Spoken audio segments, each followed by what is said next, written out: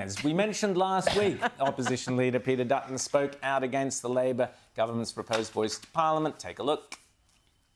The Liberal Party resolved today to say yes to constitutional recognition for Indigenous Australians, yes to a local and regional body so that we can get practical outcomes for Indigenous people on the ground. But there was a resounding no to the Prime Minister's Canberra voice. It should be very clear to Australians by now that the Prime Minister is dividing our country and the Liberal Party seeks to unite our country. OK, so let's go now to Warren Mundine. Warren, you're in Dubbo. Thanks so much for coming on. Happy Easter to you, mate. Happy Easter to you and your wonderful family. Thanks for coming to us from Dubbo. You're leading, or one of the main leaders, against the on the No campaign, so against the voice. You're obviously Indigenous Australian. Tell us about it, what you thought of Peter Dutton's announcement. And just before I get on, my wonderful family isn't too happy because I'm holding them up between the Easter eggs and the cross. So if you don't hear of me ever again, it's probably because they murdered me in Dublin. Look, I thought it was good. We've been always pushing for regional and local outcomes. That's where the real issues are. We have to be down there. We saw Laverton and we saw Sojourner and we saw Alice Springs and all these other places. You can't fix that from Canberra. You need to fix that from on the ground and working with those communities. And we all know, especially if you're looking at liberal democracies, the best way to do that is through free enterprise, property ownership, freedom of speech and everything like that. The way this voice is set up, I think the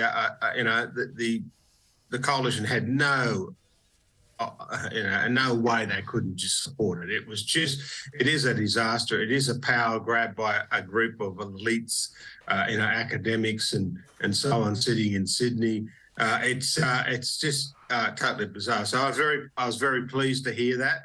I was very supportive of it because even in our polling, when you look at it, they say want to recognise Aboriginal and Torres Strait Islanders in the Constitution as first people of this country. You get a 90% tick.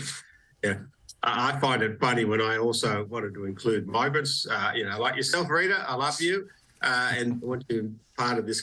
This great country as ours. I got a bit of a whack over the knuckles by the lovies, but when I was out in the mosque and the Sikh temples and all the migrant community out there, they loved the idea. So it was very good.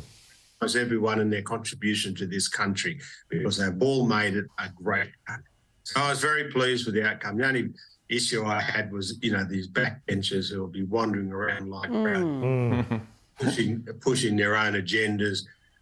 This is, it's a policy of the Liberal Party that's been there since day one, and I don't think it's going to change. But it's going to give me the great pleasure of sitting or standing on stage with these people and giving them a good flogging over their stupidity. Rita. Well, we've heard Noel Pearson, one of the biggest advocates for the yes side, saying that when his opponents go low, they go high. Has that been your experience thus far in this debate? Because I've heard some commentary that against yourself and others, which is blatantly racist, unashamedly bold-faced racist commentary from the yes side. Yeah, not from Noel Pearson, from others. I hesitate. Yeah, no, there's no doubt about that. Noel Pearson he's a great speaker, and he can beat you to death slowly with his floral language and that. I call him the Trojan horse. The Conservatives have been sucked in by him. He's showing his true colours. Yes. And one of the best things he said was that if the referendum fails, then he will go silent. So that gave me, I put that on Twitter, and thousands of Australians have said yes. We're now definitely voting no. And same with Marcia Langton. She said that if you don't vote for this and you're going to vote no, then we're not going to give you welcome to countries. And I said, oh, another good reason why to vote. So, look, it has been a vicious campaign, and you're right, Rita, where the racism's coming from, where the injury's coming from, and the treatment of people who don't agree with it is coming from the Yes campaign. I've never seen a more disgraceful behaviour by so-called intellectuals and that, who look down their nose at the rest of Australia as if we're some sort of bum sniffers and useless people, and good for nothings and dumb. I had the Minister for Indigenous Australians once called me, I'm just a fitter and turner. Well, I'm proud to be a fitter and turner because we do practical things and do practical outcomes. I'm waiting for her to do that, and I've been waiting for 24 years. Hey, Warren, I wanted to ask you, too, you talk about the divisive nature of the campaign. I also wanted to ask you about some of the coverage that we've been seeing. Now, the national broadcaster has pledged to cover this in a fair and balanced manner, even undertaken anti-bias training with its staff to make sure that they don't, cover one side too much of the other.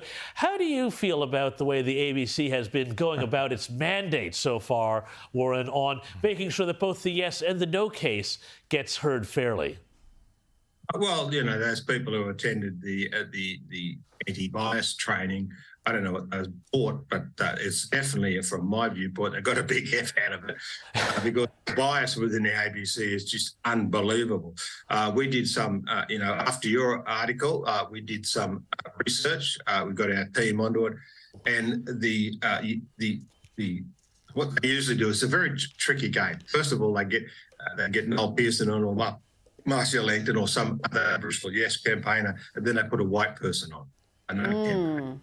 So it looks like the Aboriginals are Yes campaigners, and only the white rednecks are the no campaigners. The second part of that is when they do have a no Aboriginal person on, our mathematics at the moment and research, and we've only gone back 4 months, is 6 to 1. So one, I would say, for argument's sake, I appear in the ABC, they'll have 6 other who are Yes campaigners. Yes.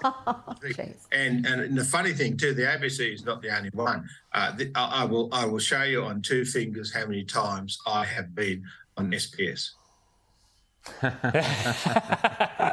0. There you go. I will show you how many times I've been on NITV, which is the National Indigenous TV Service. God. Incredible. Wow. All our government, I shouldn't say call them government because it's our money. All our taxpayer-funded media outlets are so biased, and it is unbelievable. And they're so biased, I'm thinking of taking them to the Human Rights Commission. You should. Denying you your voice. Warren Mundine. They're denying my voice. These are the people who want to hear a voice. Well, exactly. I take it that I'm a working class fitter and turner voice, but all our voices need to be heard. 100%. Warren Mundine speaking on behalf of the many, many Indigenous Australians who say no to the voice, and Warren is, of course, you're leading that campaign there. Great work, Warren, but we better let you get onto the more important job of getting those Easter eggs out in the garden. Thanks so much for coming on, Outsiders, and thanks. Have a great Sunday. Yeah, I've got to push the grandkids out of the way before they eat them all. Warren Mundine, thanks so much.